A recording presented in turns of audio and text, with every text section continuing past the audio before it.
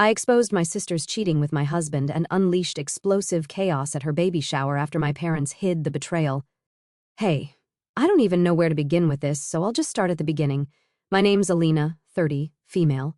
I grew up in Chicago with my older sister Julia, 32, female, and my parents. And honestly, I've always felt like I was just the extra kid. Julia was the one everyone doted on. She was the pretty one, the smart one, the golden child.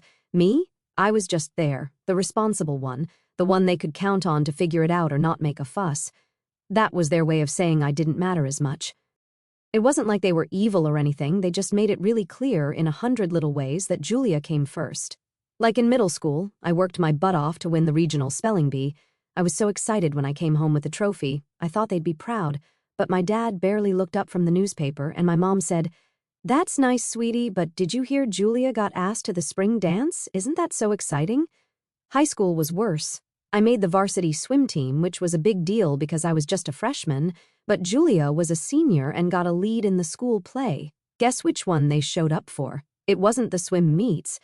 I remember sitting in the car after a big competition, holding my first place medal, and my dad asking if I could give Julia a ride to her play rehearsal. I wanted to throw the medal at him, but I just said, sure. Even now, as adults, it hasn't stopped. A few years ago, when Julia bought her first house, my parents helped with the down payment. They even paid her closing costs.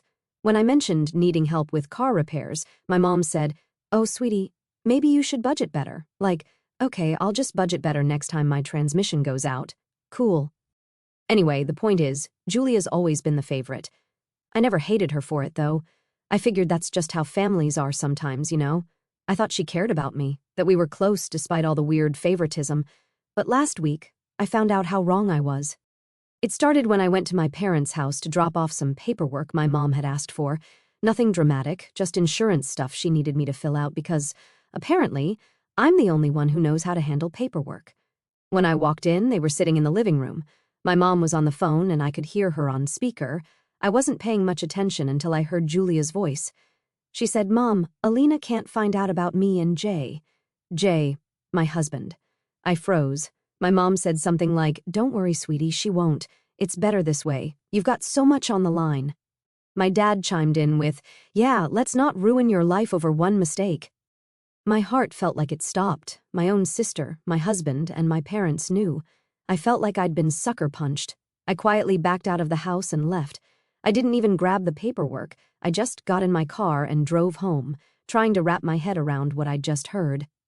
When I got home, Jay was there, sitting on the couch like everything was fine. I couldn't even look at him. I went straight to the bathroom and locked the door. I sat on the floor for what felt like hours, trying to figure out what to do.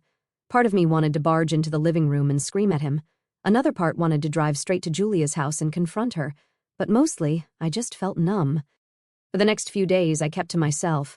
Jay kept asking if something was wrong, but I couldn't talk to him. Every time I opened my mouth, I felt like I was going to cry or throw up. I couldn't even text Julia. I knew if I tried, I'd lose it completely. The thing is, this isn't just about the cheating. It's about the betrayal from all sides. My sister, who I thought I could trust, my parents, who I thought were supposed to love me. They all knew, and none of them cared enough to tell me. They cared more about protecting Julia's perfect image than protecting me. I spent a lot of time just sitting in my car, driving around aimlessly, trying to figure out what to do. I didn't want to confront them without proof. What if they denied it? What if they made me feel like I was crazy? So I decided to wait. I didn't know what I was waiting for exactly, but I knew I needed to keep my cool until I had a plan. Then, a few days later, my mom called me, all cheerful like nothing was wrong. "Alina, honey, can you help plan Julia's baby shower?" she asked, like she wasn't actively covering for Julia sleeping with my husband. "Oh yeah, did I mention Julia's pregnant? And now I don't even know if the baby's her husband Nate's or if it's Jay's." The audacity of her asking me to plan this party was almost laughable, but instead of blowing up, I said, "Sure, Mom, I'd love to help." After that call, I was done feeling sorry for myself. It wasn't just about Julia sleeping with Jay anymore. It was about all of them thinking they could get away with it. My parents, my sister, my husband. They were treating me like I was some kind of clueless idiot who'd just smile and go along with everything. That pissed me off more than anything. But I knew I couldn't just blow up and start yelling. No one would take me seriously, and they'd probably twist it around to make me look like the bad guy. Julia's always been good at playing the victim, and I wasn't going to give her that chance. If I wanted to confront them, I needed proof, not just vague suspicions or overheard conversations. I needed hard evidence they couldn't deny. So that night, after Jay fell asleep, I grabbed his phone.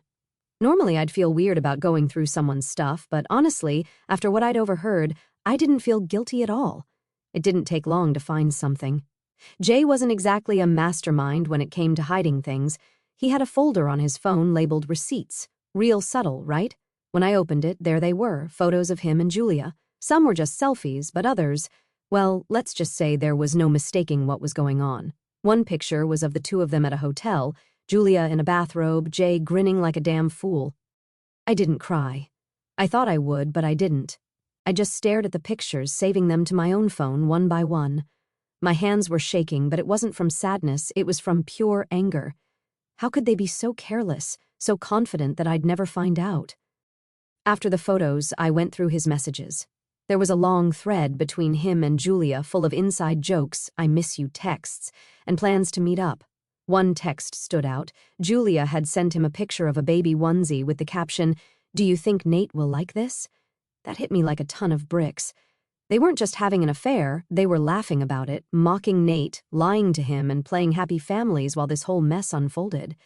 I saved the messages and moved on to his email.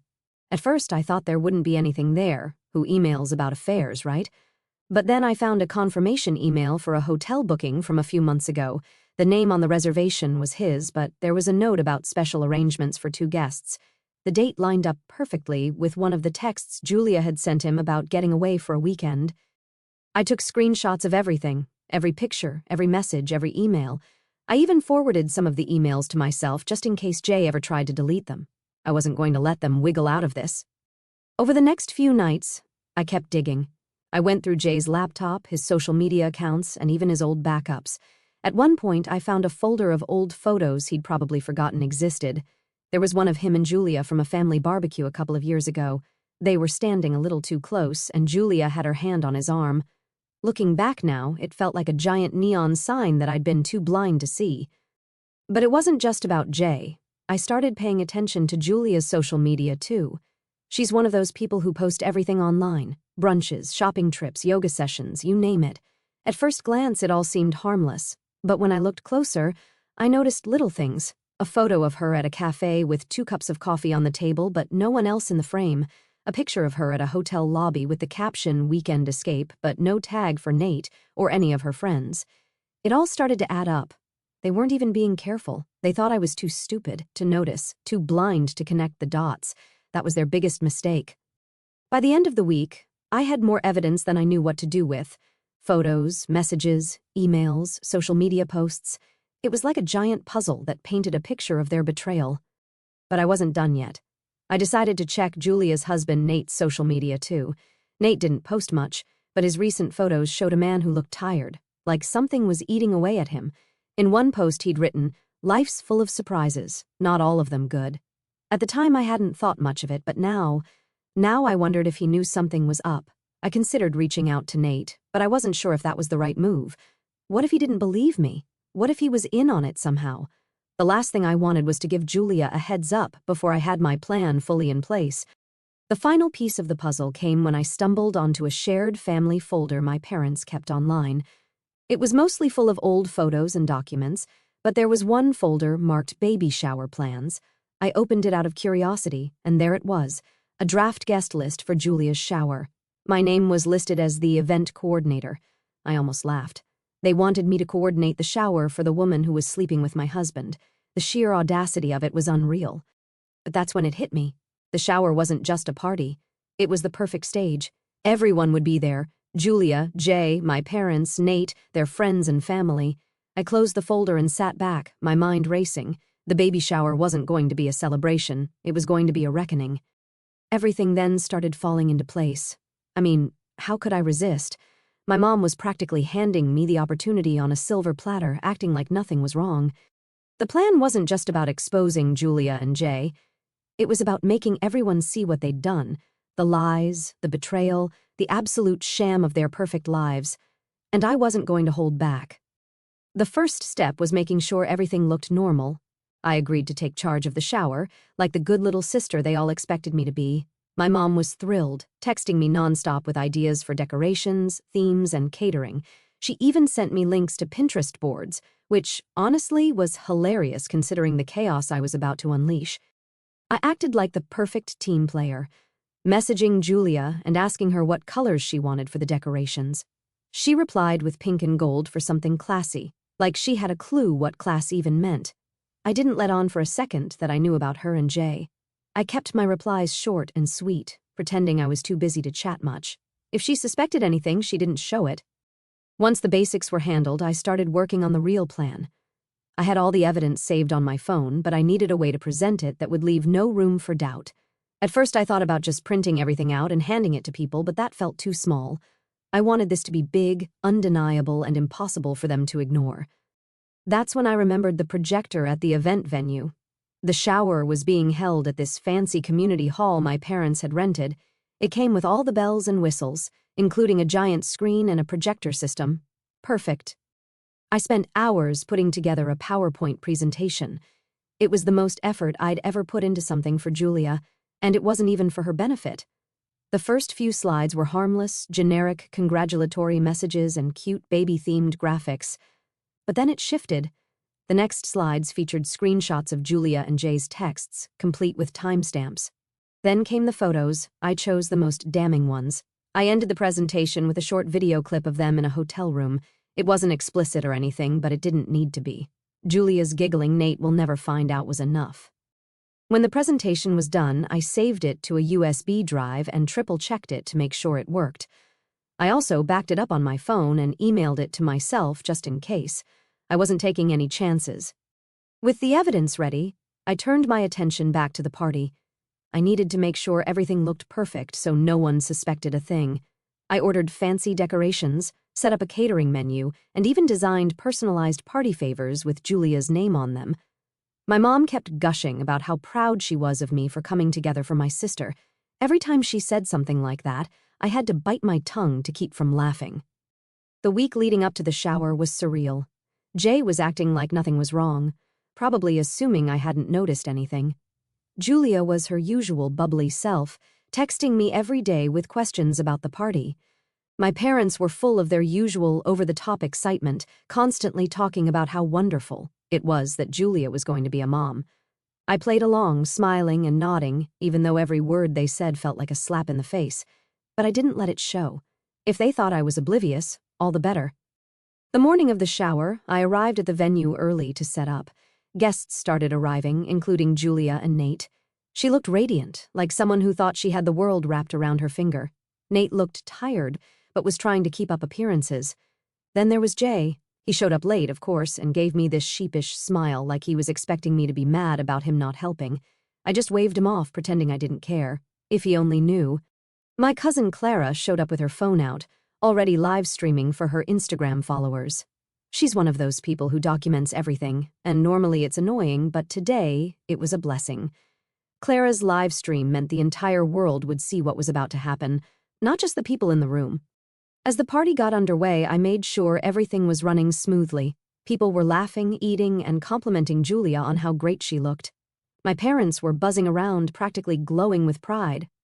When it was time for speeches, my mom went first, saying how proud she was of Julia and how excited she was to be a grandmother. Julia teared up, of course, because she loves being the center of attention. Then it was my turn. I grabbed the microphone, took a deep breath, and smiled. "Julia," I said, "you've always been the star of the family. Today I wanted to give you something truly unforgettable." I walked over to the projector, plugged in the USB drive, and hit play. At first, everything seemed fine. The first slide was a picture of Julia and Nate from one of their trips. Something sweet and harmless to set the mood. People were smiling, nodding, and a few even clapped, thinking it was going to be one of those cheesy, sentimental presentations. Julia looked at me like I was the best sister ever, giving me that fake, grateful smile she's mastered over the years. And then slide 2 hit. The room went quiet. I mean, dead silent. The slide showed a screenshot of one of Julia and Jay's text conversations. It wasn't anything too explicit, just flirty messages about missing each other and can't wait to see you again, but it was enough to make people shift uncomfortably in their seats. Julia's smile froze, and she glanced at me, confused. Jay, on the other hand, looked like he'd seen a ghost. I didn't pause. I let the next slide roll, a series of photos of Julia and Jay at a hotel. One was just the two of them standing in the lobby, but the next one showed Julia in a bathrobe, sitting on the edge of a bed, smiling at Jay, who was standing behind her with his shirt off. That's when the whispers started. "What is this?" Someone near the front muttered. "Is that Jay? That's not Nate, right?" Julia's face went from confused to panicked. She stood up, half reaching for the projector, but it was too late. The next slide hit, a short text exchange where Julia joked about how clueless Nate was and how easy it was to keep the secret. "Alina!" Julia's voice cut through the murmur. "What the hell is this?" I ignored her. I didn't even look at her. The presentation rolled on.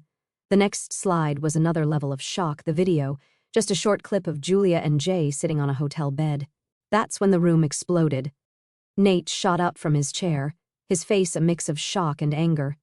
"What the hell is this?" he shouted, his voice echoing through the hall. Julia froze. She opened her mouth to say something, but no words came out. Jay, sitting a few seats away, looked like he wanted to melt into the floor. "Is this real?" someone in the back asked. "What the hell is going on?" Clara's live stream was still rolling, capturing every second of the chaos. Her phone was blowing up with comments like, "OMG, this is wild," and "Someone stop the presentation." People at the party started pulling out their phones, filming and texting others. Julia finally found her voice.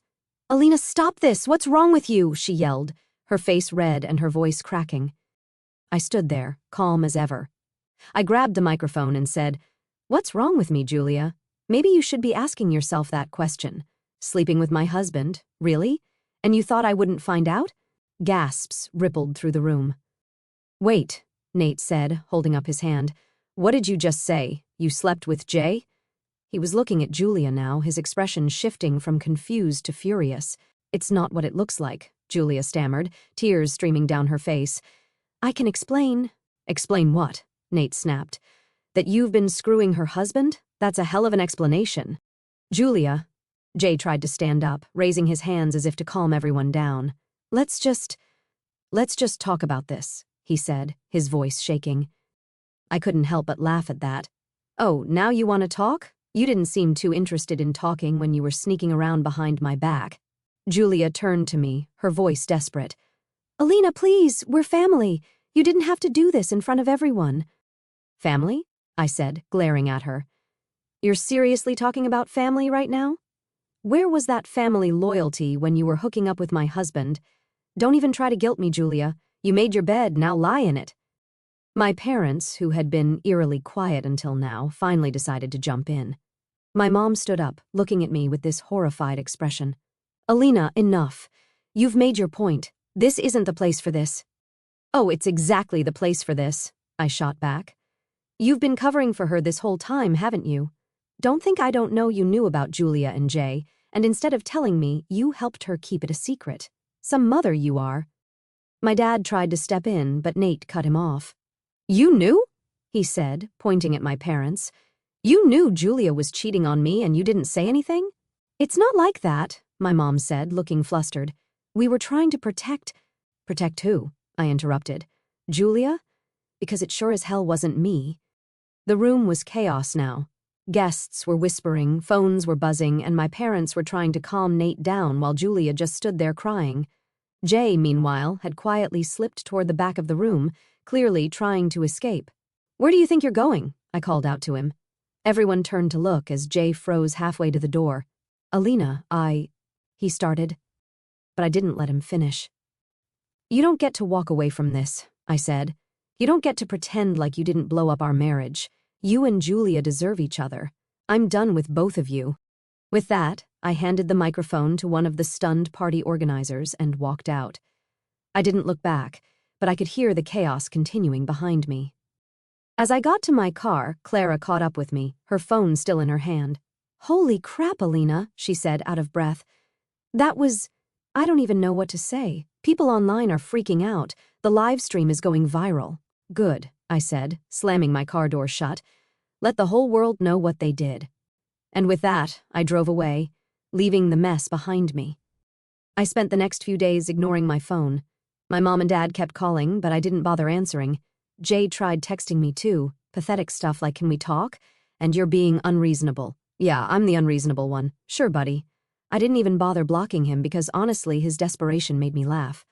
Then, out of nowhere, I got a message from Mia, one of Julia's closest friends. Mia and I were never super close, but we'd hung out a few times at family events because Julia insisted on dragging her everywhere.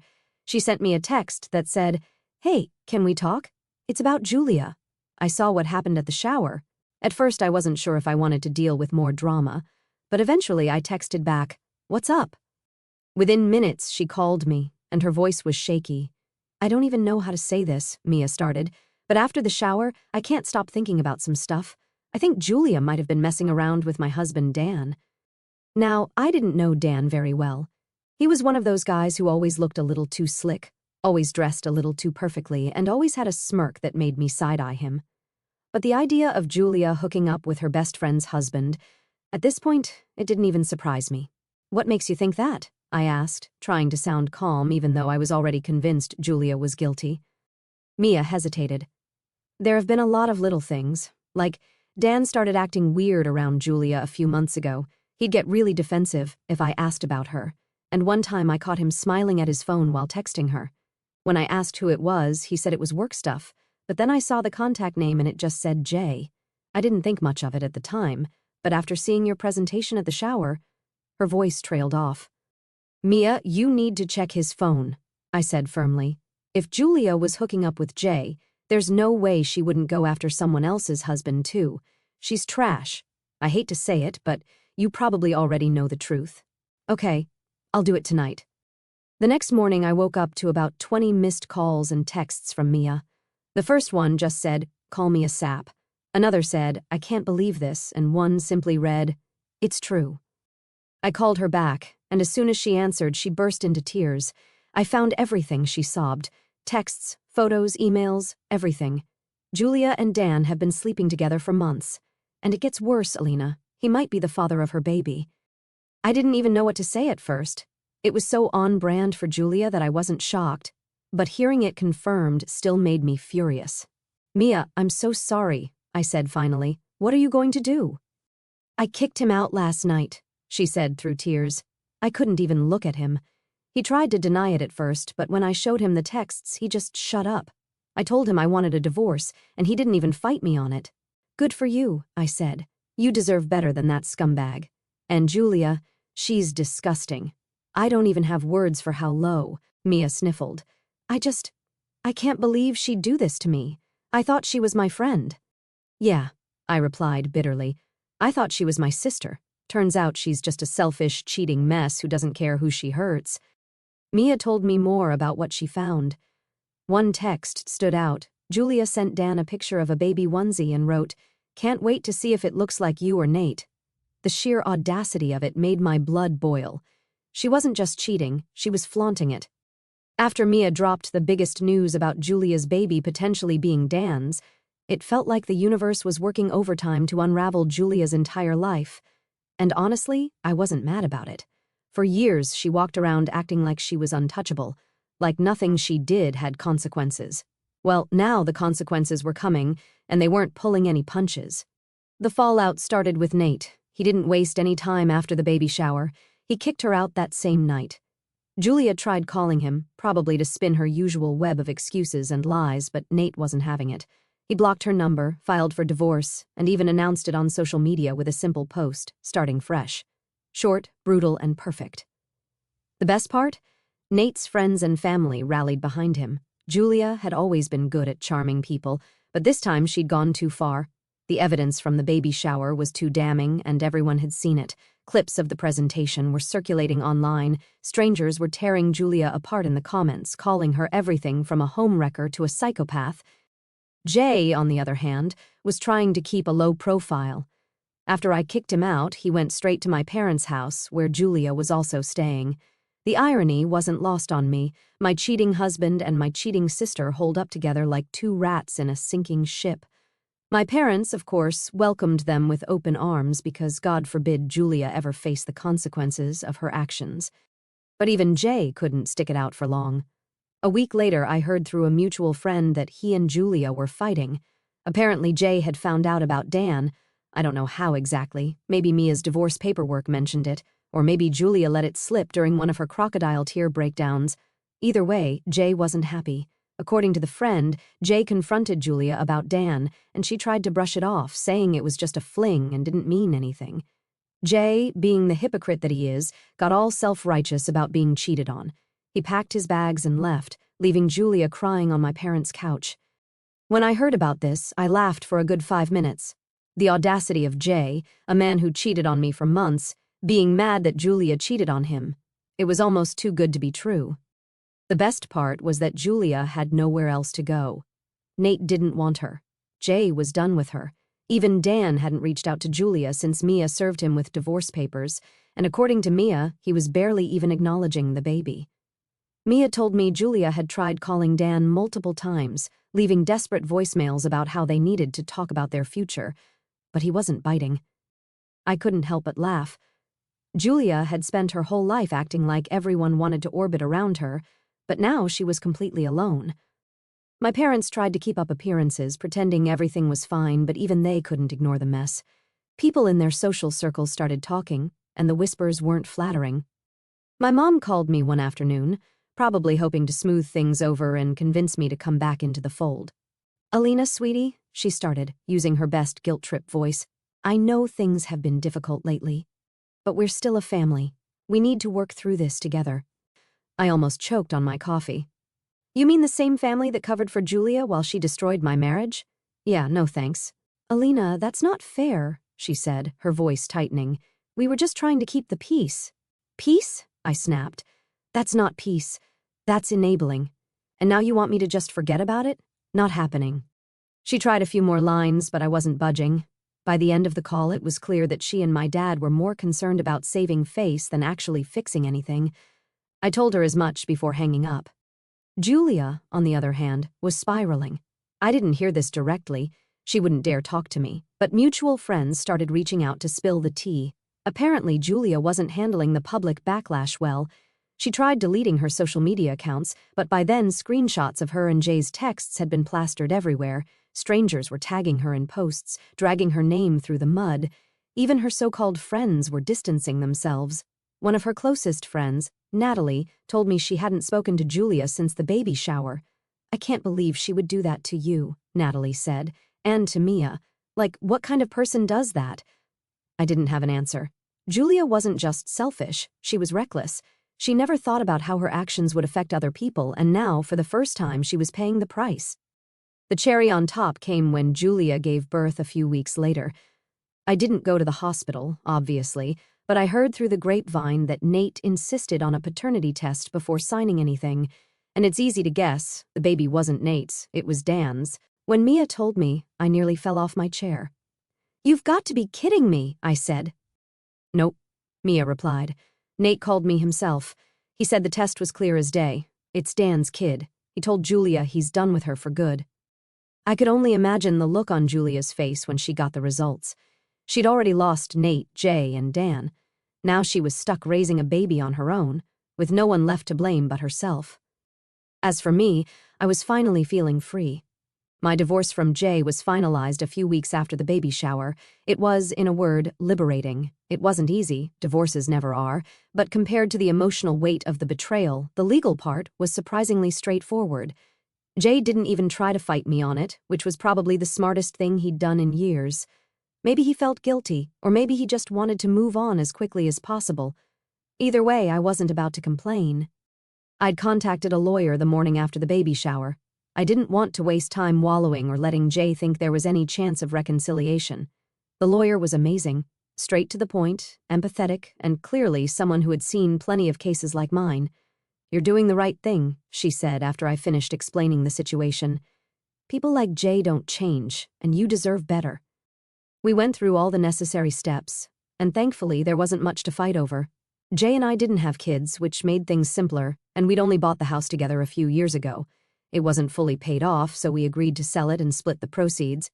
He tried to bring up some small stuff like the furniture or the TV, but I didn't care. He could take whatever he wanted as long as he was out of my life. The hardest part wasn't the legal process. It was the emotional toll. Signing those papers felt like both an ending and a beginning. On one hand, it was heartbreaking to see my marriage, something I thought would last forever, reduced to a pile of documents and signatures. On the other hand, it was the final step in reclaiming my life. For too long, I'd let Jay's lies and Julia's manipulation define my reality. This was my chance to start over. The day the divorce was finalized, I threw out everything that reminded me of Jay. Old photos, his clothes, even the stupid mug he always used for coffee. It all went in the trash. It wasn't about being petty. Okay, maybe a little. It was about cleansing my space of the negativity he brought into my life. I didn't want any reminders of the man who betrayed me, the man who chose my sister over me. What surprised me the most was how quickly I felt a sense of relief. For the first time in months, maybe even years, I didn't feel like I was carrying the weight of Jay's lies on my shoulders. My apartment was small and modest, but it was mine, and it felt more like home than the house I'd shared with him ever did. Jay tried reaching out a couple of times after the divorce was finalized. His texts were pathetic, full of half-hearted apologies and vague promises about being a better person. I ignored every single one. He had his chance to be a better person, and he blew it. There was no going back. My parents kept trying to reach out, but I ignored their calls. I didn't need their half-baked apologies or their excuses. Julia could be their problem now. In the end, everything Julia had built, the fake perfect life, the lies, the manipulation, came crashing down. And honestly, it was satisfying to watch.